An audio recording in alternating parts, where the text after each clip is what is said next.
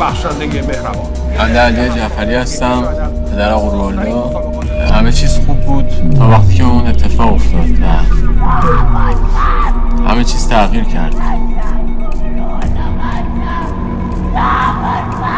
همه منو میشناسن، من اونو ول نمیکنم، اون بیمارستانم سرش خراب میکنم.